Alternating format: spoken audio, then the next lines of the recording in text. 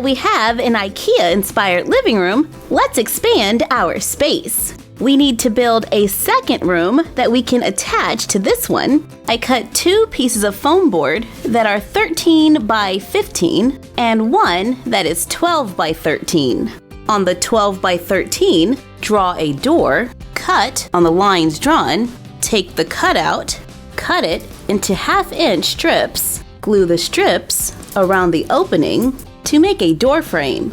Take one of the 13 by 15s, take jumbo popsicle sticks and cut off the ends, glue them onto the foam board, and remember to always have adult supervision when crafting. I've gone down one side, lining them up in a row, cut off the excess, use it to start the next row to make a hardwood floor.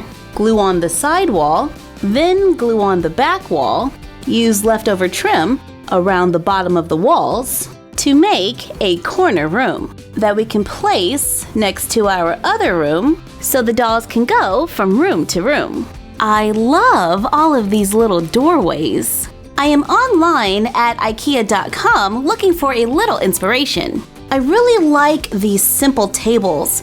Maybe we'll make one of those. Take recycled paperboard, cut it into 4.5 by 7-inch rectangles. Cut several and stack and glue them together. Really press down on the edges to make sure it has a good seal. Paint it. I'm starting with a white base coat. We use our marbling technique from our toilet paper crafts video to add a little texture to the top of our table. Using gray and white, add clear nail polish to add a little shine. Take skinny sticks, measure them to the sides, cut and glue them together as needed, paint them black, cut 3 more skinny sticks and glue them to the back of the tabletop for support. Glue the painted ones onto the sides to make a frame.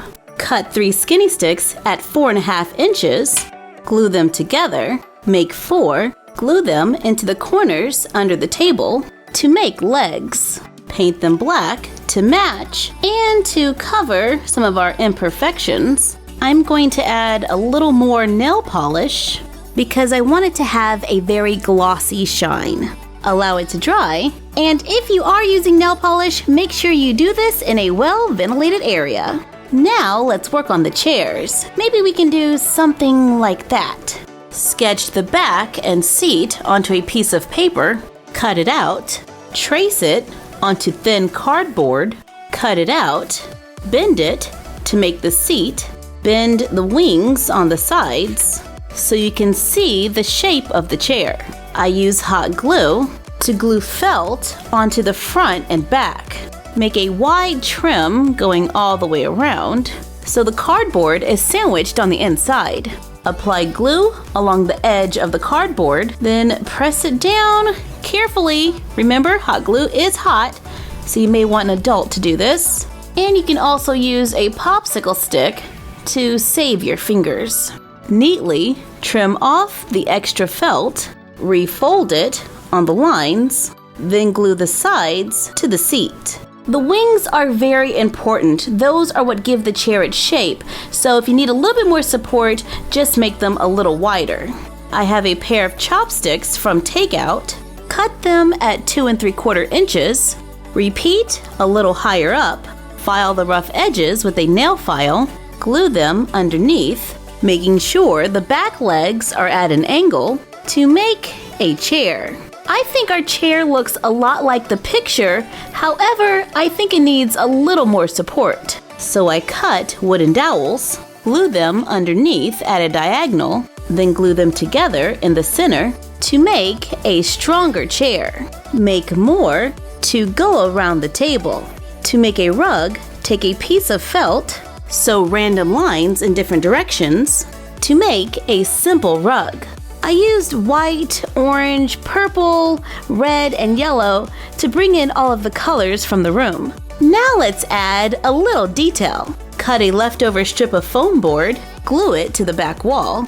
On the back of a book of scrapbook paper, I found some images to cut out to make works of art. Glue them onto foam board, then place them on the shelf to bring the color up. Take the top from an empty bottle of nail polish, allow it to dry, then remove the brush. Add an artificial plant to make a vase.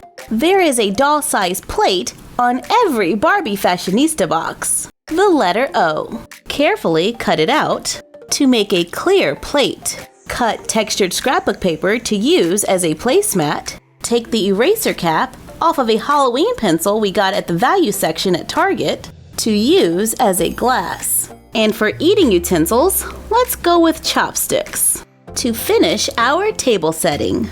Now our dolls have an IKEA-inspired dining room to spend the holidays with their friends, giving us another room of IKEA-inspired home decor. Thank you for joining me while we made our dining room. Like, comment, share, and subscribe. Don't forget to ring the bell and follow us on Instagram at MyFroggyStuff and the Frog Vlog. And you're done. Happy crafting!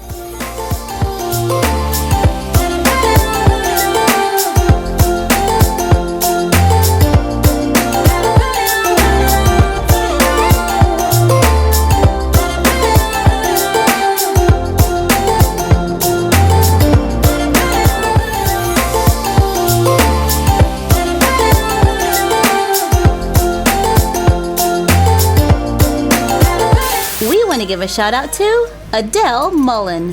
What's up? So, Sophie, what do you think? Ah, a new dining room. Nice. You got a little fall theme going on here. Wait, what is this? No food? And chopsticks? What, you couldn't make forks? A dining room with no food. I'm out of here.